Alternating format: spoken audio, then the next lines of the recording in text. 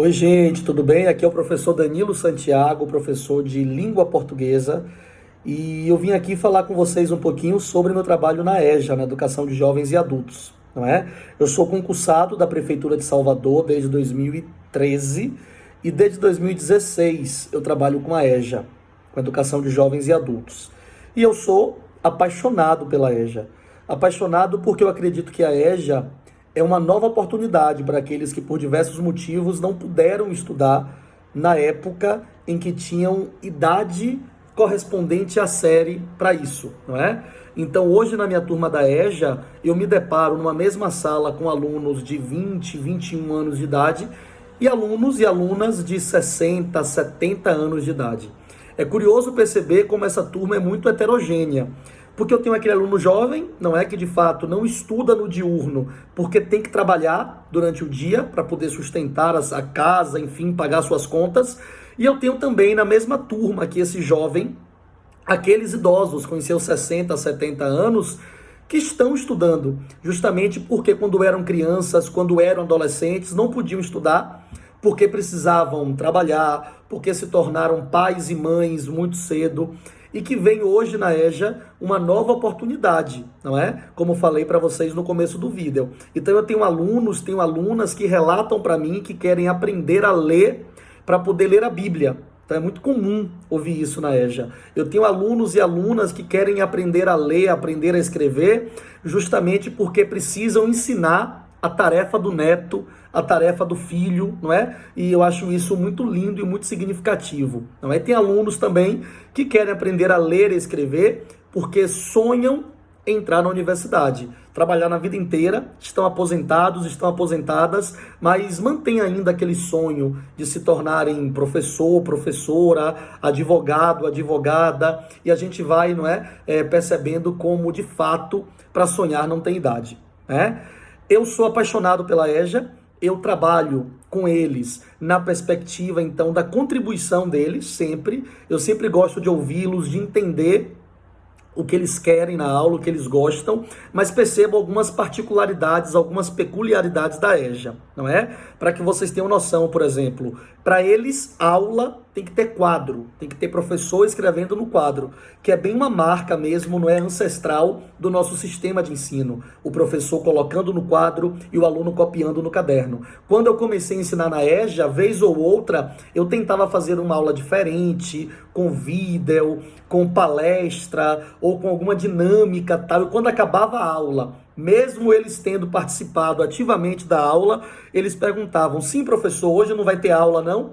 Era muito engraçado, porque na cabecinha deles, não é, a aula é copiar no caderno a atividade, responder a atividade no caderno, copiar assunto. Então eu preciso oferecer isso para que eles se sintam úteis e importantes copiando no caderno, com visto no final. Se não der visto no final, é como se não tivesse valido aquela aula, né? São muitas as dificuldades, infelizmente, que a EJA enfrenta hoje na Prefeitura Municipal de Salvador. Desde dificuldades operacionais, não é? No sentido de que a Prefeitura, a Secretaria de Educação do município, não oferece recursos específicos para a EJA. Não é velado um desejo, do meu ponto de vista, de quem está lá dentro da EJA, de extermínio da EJA, não é, de se acabar com a educação de jovens e adultos. Então são escassos os investimentos em curso de capacitação de professores para a EJA, são escassos os investimentos em materiais didáticos específicos para a EJA. Então tudo parte da nossa cabeça, tudo parte do empenho do professor, não é? Então isso é algo realmente que aparece como dificuldade, que aparece como empecilho.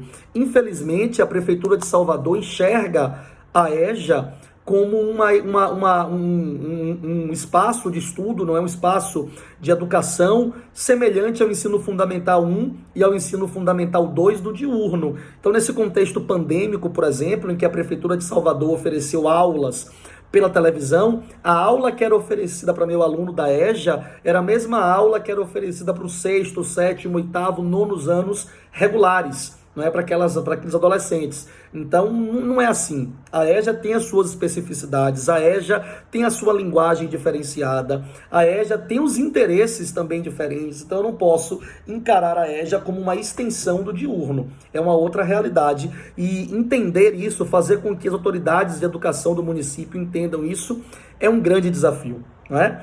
Sem contar que a evasão ainda é, infelizmente, o grande terror da EJA. Muitos desses alunos, jovens, adultos, idosos, não concluem o ano letivo, por diversos motivos. Ou porque encontraram um trabalho e a EJA, as aulas começam às 6h30 da tarde, não é, na Prefeitura de Salvador, e quando dá 6h30 eles ainda estão saindo do trabalho, muitas vezes no bairro nobre de Salvador, tem que pegar transporte público para poder chegar na área em que eles estudam. Eu trabalho, por exemplo, em Cajazeiras, em Valéria, não conseguem chegar a tempo, se desmotivam, então isso ainda é muito comum.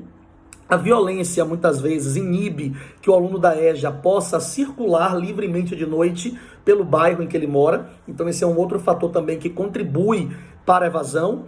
E fatores orgânicos mesmo, não é? Muitos deles se cansam, muitos deles não se sentem estimulados pelo estudo, muitos deles não conseguem acompanhar aquele ritmo, começam com uma boa intenção, mas pela idade, pelo cansaço do dia, não conseguem chegar até o final do ano. Então o professor da EJA, aquele professor que é empenhado, aquele professor que é dedicado, ele precisa sim estimular, ele precisa sim oferecer algo a mais. Não é a gente que é professor, eu sou professor também em outros segmentos, na rede privada, no ensino médio, enfim, eu entendo que na EJA eu tenho que oferecer um sorriso a mais, eu tenho que oferecer um olhar a mais, eu tenho que percorrer as mesas, indo de mesa em mesa, colocando o dedo na atividade, o dedo no caderno, apontando, pedindo para refazer, porque a EJA traz um público que é sedento de carinho, que necessita de atenção e de cuidado, justamente porque outrora não tiveram esse carinho na escola, não tiveram esse cuidado do professor na escola